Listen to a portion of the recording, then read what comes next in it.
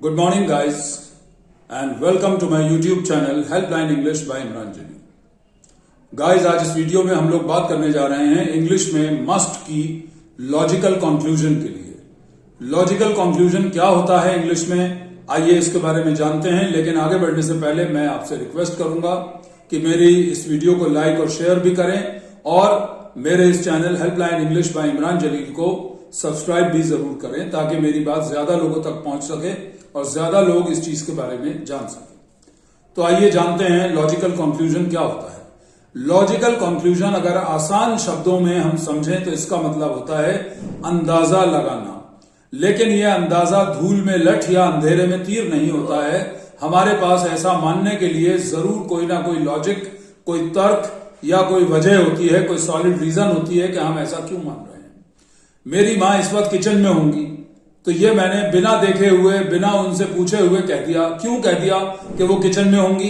क्योंकि मैंने ये अंदाजा लगाया है। और ये अंदाजा मैंने क्यों लगाया है? ये अंदाजा लगाने के लिए मेरे पास कोई वजह है, कोई रीजन है, कोई लॉजिक है, कोई तर्क है, जिसके आधार पर मैं ये निष्कर्ष निकाल रहा हूं कि मेरी माँ इस वक्त किचन में होंगी। वो अपने कमरे में पढ़ाई कर रही होगी। तो वो कैसे मैंने जान लिया कि वो अपने कमरे में पढ़ाई कर रही होगी? मैं कोई बहुत पहुंचा हुआ आदमी तो नहीं हूं कि मैं सब कुछ देख सकूं, कि दीवारों के आर पार भी देख सकूं। लेकिन मेरे पास कोई लॉजिक है जिसके आधार पर मैं ये अंदाजा लगा रहा हूं कि वो अपने कमरे में पढ़ रही होगी। इसको लॉजिकल कंक्लूजन कहते हैं। मतलब इस समय कौन कहां होगा, कैसा होगा, कहां का मौसम कैसा होगा, कौन क्या कर रहा होगा या किसी ने पास्ट में क्या किया होगा, जिसको मानने के लिए मेरे पास कोई ना कोई वजह है, कोई ना कोई लॉजिक है। इसको हम इंग्लिश में लॉजिकल कंक्लूजन कहते हैं और इसके लिए हम यूज करते हैं मस्ट का। मस्ट के इंग्लिश में कई सारे यूज हैं, लेकिन ये एक यूज आज हम जानेंगे इस वीडियो में। तो चलिए बात करते हैं कि मस्ट को लॉजिकल कंक्लूजन के लिए कैसे यूज किया जाता है।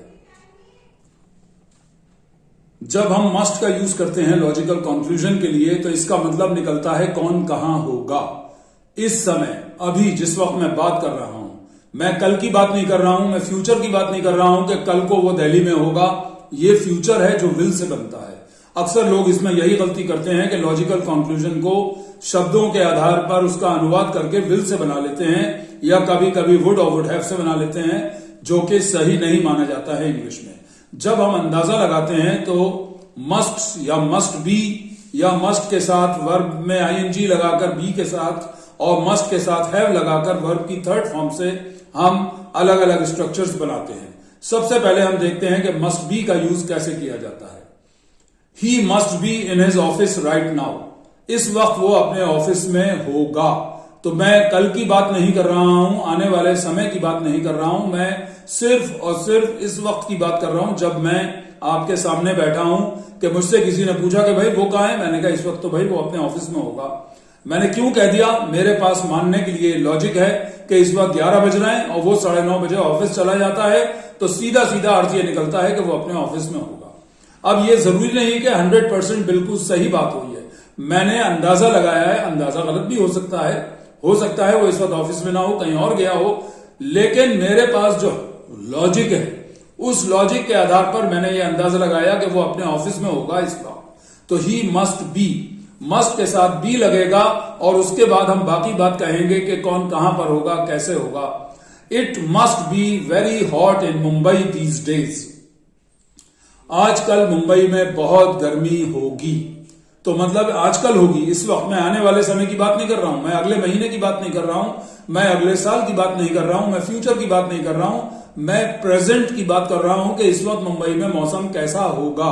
तो ये होगा विल वाला गा नहीं है, बल्कि ये मस्ट वाला है जिसमें हम अंदाजा लगा रहे हैं और उस अंदाजे के लिए हमारे पास कोई लॉजिक है।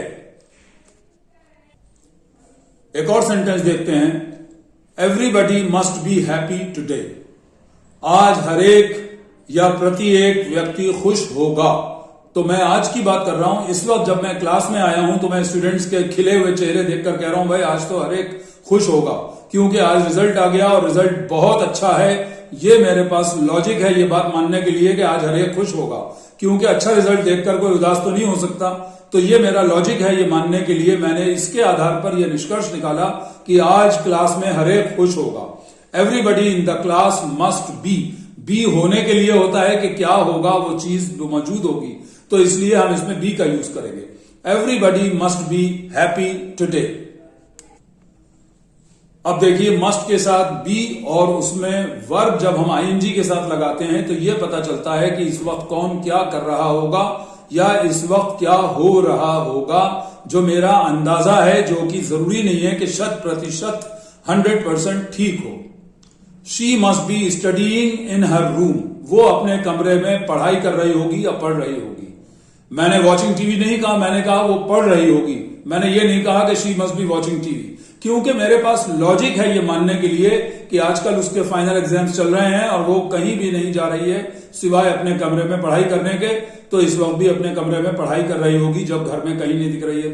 तो ये मेरा लॉजिक है, जो गलत भी हो सकता है। इस लॉजिक के आधार पर मैंने ये कंक्लूजन निकाला कि she must be studying in her room. Must में बी लगा और उसके साथ वर्ब में आईएनजी, ये दिखाने के लिए कि इस वक्त कौन क्या कर रहा होगा। It must be raining in Chennai these days.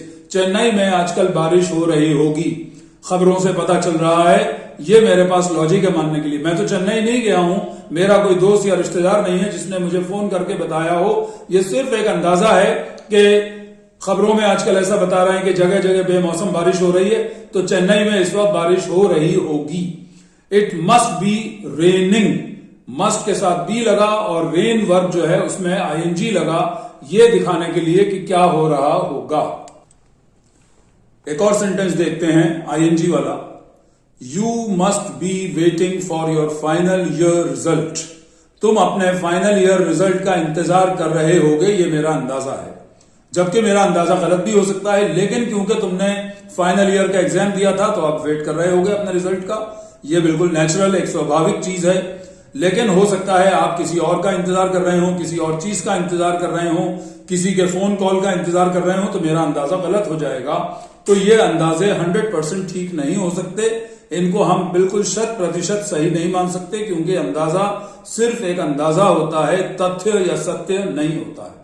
तो आजकल तुम अपने फाइनल ईयर रिजल्ट का इंतजार कर रहे होगे। These days you must be waiting for your final year result. अब देखिए हम बात करते हैं मस्ट का पास्ट में यूज, कि किसी ने क्या किया होगा जिसका मुझे अब अंदाजा हो रहा है, मैं अंदाजा लगा रहा हूं।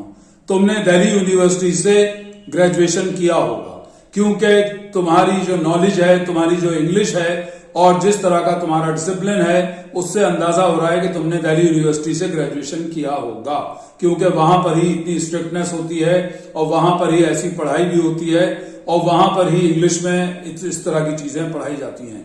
तो you must have done, do, did, done. Must के साथ हैव लगेगा, जैसे कि सारे मॉडल ऑक्सिलरीज में पास्ट बनाने के लिए लगता है, चाहे शुड हो, चाहे वुड हो, चाहे कुड हो, उसमें पास्ट दिखाने के लिए हैव का यूज करते हैं और उसके बाद वर्ब की थर्ड फॉर्म का यूज करते हैं। तो you must have done your graduation, do या डिड नहीं आएगा, डन आएगा। You must have done your graduation from Delhi university, ये मेरा अंदाजा है। अब आप कहें कि साहब मैंने तो बनारस हिंदू यूनिवर्सिटी से किया है या एएमयू से किया है या कहीं से भी किया है, तो मेरा अंदाजा गलत भी हो सकता है। लेकिन जो मेरे पास लॉजिक है उसके आधार पर मैं ये निष्कर्ष निकाल रहा हूं कि तुमने दिल्ली यूनिवर्सिटी से ग्रेजुएशन किया होगा। और देखते हैं एक सेंटेंस पास्ट में। He must have said this thing jokingly.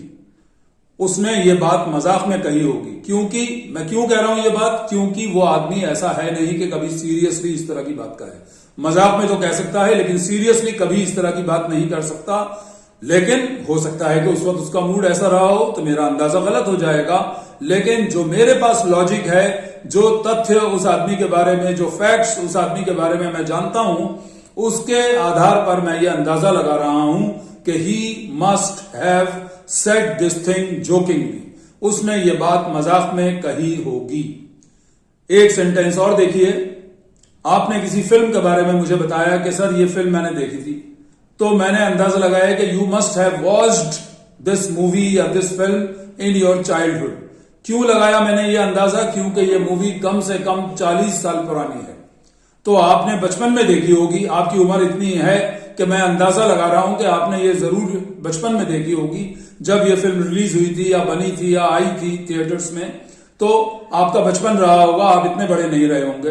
तो you must have watched this movie in your childhood. इस तरह से हम मस्ट बी के साथ वर्ब में आईएनजी और मस्ट हैव के साथ वर्ब की थर्ड फॉर्म का यूज करते हैं, ये बताने के लिए कि कौन कहां पर होगा, कैसा होगा और कौन क्या कर रहा होगा और किसी ने पास्ट में क्या किया होगा। एक सेंटेंस और, तुमने गलत नंबर डायल कर दिया होगा। You must have dialled the wrong number. मैं अंदाजा लगा रहा हूं क्योंकि मेरा फोन कभी बंद नहीं होता और आप कह रहे हैं आपका फोन बंद था, तो मैं कह रहा हूं भाई तुमने गलत नंबर मिला दिया होगा। You must have dialled the wrong number. इस तरह से हम मस्ट बी के साथ वर्ब में आईएनजी और मस्ट हैव के साथ वर्ब की थर्ड फॉर्म का यूज करके तरह तरह से अंदाजे लगाते हैं। आई होप ये आपको समझ में आ गया होगा और आपको इससे काफी आसानी होगी और आप मेरी इस वीडियो को लाइक और शेयर भी करेंगे और चैनल को, मेरे हेल्पलाइन इंग्लिश को जरूर सब्सक्राइब करेंगे। Thank you very much for watching.